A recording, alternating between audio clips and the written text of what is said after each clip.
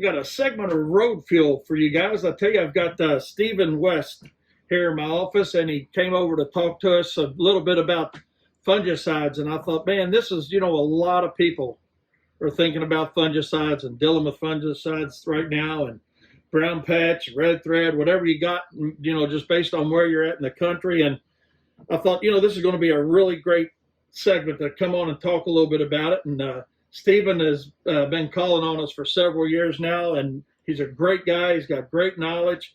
He's with a company called Sigma Organics out of Nashville, Tennessee. And Stephen, I appreciate you taking a few minutes to talk to us today. My pleasure, Wayne. I'm happy to talk to you. So what is your opinion? I know you were coming over and talking to us a little bit about the granular fungicides versus liquid fungicides. And if you don't mind sharing with us a little of your knowledge on that. Okay, well, great. Well, Wayne, there's several different products out there that you can use, both granular and liquid, with all different types of ingredient blends, solo products. And it really gives you a great base to expand your business, to provide an additional service to customers. For guys that might have their applicator's license, there's some advantages there.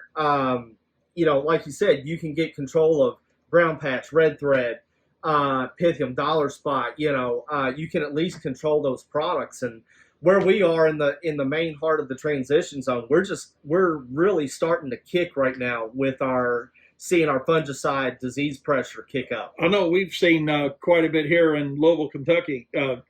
It's amazing one night to the next. I go out and stand on my deck, and because I'm the guy I'm kind of like the barber whose kids have long hair, right? Right.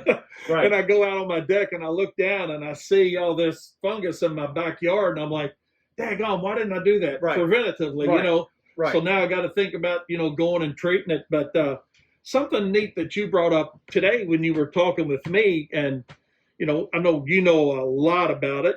I know enough to be dangerous about it, but I find the fun thing that you brought up to me is it's not right or wrong if you're going to use a liquid or a granular product. Right. And I know that was one of the questions I had. I've never, saying, hey, Stephen, I've never used a granular product. We've always sprayed it, just from the standpoint of, okay, if I got a problem that's being generated by water and humidity, why am I going to water it in? So could you tell us a little bit about that side of it? Well, so with the granular products, your active ingredients are somehow impregnated onto those prills. And, with the disease triangle, you basically need a host, you need the pathogen, and you need the conditions. And some people will even throw in time there to kind of connect everything together.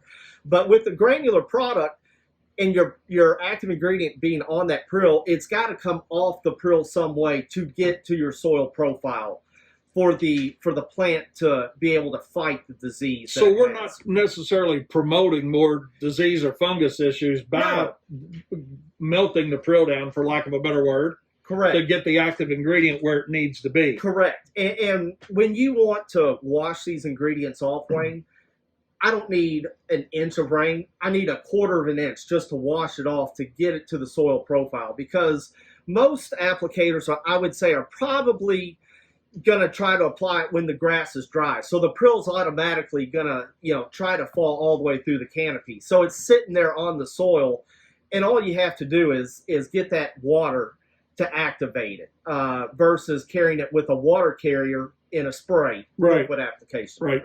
And I know when you were going over cost a little bit, I'm like, God, that much for a granular application. But then when you look at the numbers of, okay, I can have an applicator carry a few bags of product on the truck, see the problem, and go ahead and treat the problem right there. So even though I may be able to spray a liquid fungicide less expensive, we got to look at it from, okay, what's it going to cost us to come back to the shop, treat, mix something for a special application, and go back, right? Correct. And it's all about, the granular can be all about the convenience. I personally know a lot of applicators that feel more comfortable with a granular application just because they can see it going out. many of these guys, many of my customers apply fertilizer, so they're more comfortable. They may not even have a tank liquid setup. Right.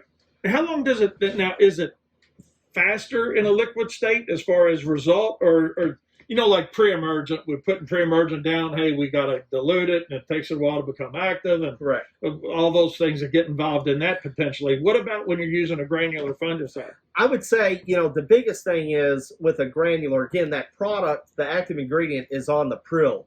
So the longer it sits there without water means the longer it's going to sit there without truly becoming active. Whereas a liquid application, it's already in the water, and most of the times you're carrying enough water to get it, to push it into the soil already. So it's almost, I would think instantaneous. A silly question maybe, Sure. but it is, okay, so you put it down for a customer, a granular product, they don't water it. And we've got dew. Will dew be enough potentially over the course of a few nights to activate it, or do we need to make sure that the client waters the product in? Obviously, Wayne, I would say yes, because you do have that dew over, a few night process to water it in. I wouldn't want to say for sure to say yes, you can do that, but with all the dew that we have, yes, I would take my chances to try and water it in that way as well. I got you. Okay, and this is a pretty broad label product that you were talking about. I know that not necessarily, there's a lot of brands out there, and they're very good brands, obviously, for guys to choose from. But what would you say potentially, Stephen, is the most important thing a contractor needs to look at when they're purchasing a product, not just granular versus liquid?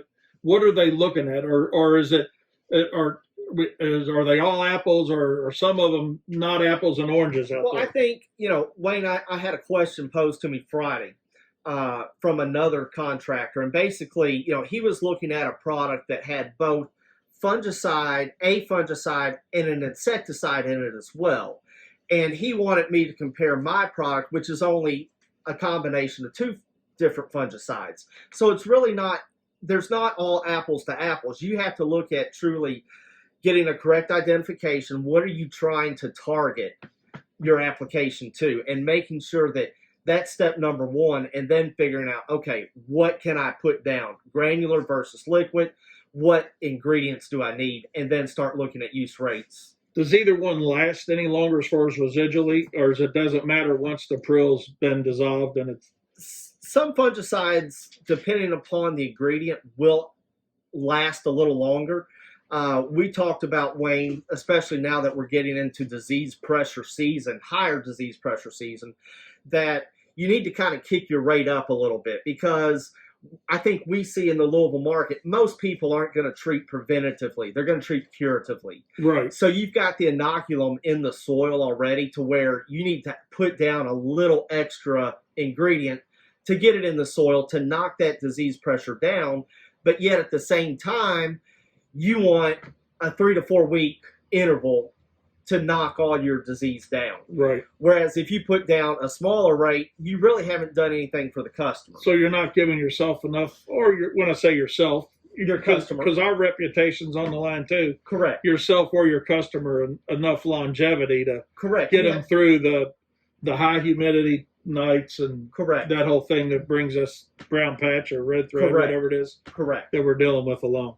But certainly appreciate it. Anything you like to add, Stephen, before we get off here? My pleasure, Wayne. I would say to all the applicators out there, hey, there's no right or wrong way to do this. Whoever you buy from, your distributor, salesman, I know that they have a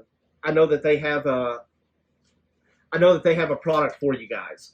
So ask them about different products, both granular and liquid. And again, there's no right or wrong way. Just make sure with the fungicides that you guys are rotating your fungicides, because we don't want to build up resistance. And that's something that your distributor rep can help you with. I got you. Yeah, I'm glad you brought that up, because I forgot about thinking about that, quite honestly, as a resistance factor, where we can't constantly go with the same product, because we're just going to stop seeing the result, right? Correct. You'll build up resistance in the soil. What type of, while we're on that, Stephen, what type of rotation do you suggest to your customers? I mean, I know what you tell us, but some guys may be doing more or less than we are, or does it matter the volume you're doing as far as the rotation? Well, I would say, that you want to rotate you can possibly use the same product for 2 applications, and then you want to try to rotate your class of fungicide. Now, Wayne, it's very, very simple as far as rotating your fungicides. Most boxes these days, and I certainly, while I have a lot of knowledge, I can't keep everything straight, but most fungicides will have to have fungicide classifications on it. I got you. And all you want to do is, you have the strobe class of fungicide, and you want to follow that number and know what that number means on the box. So that I think it's category 11, Okay.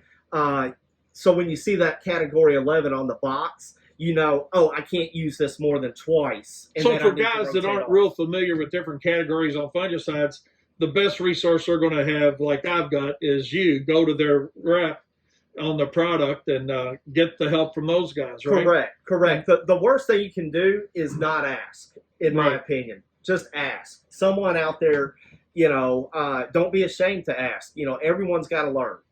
Thanks, Stephen. I appreciate your time today here on Turf Up Radio. And if anybody has any questions, how can they get a hold of you if they'd like to talk to you? You mind giving your cell number or contact info out? Anyone in the Louisville, Kentucky area or Kentucky area in general, my cell phone number is 502-645-4808.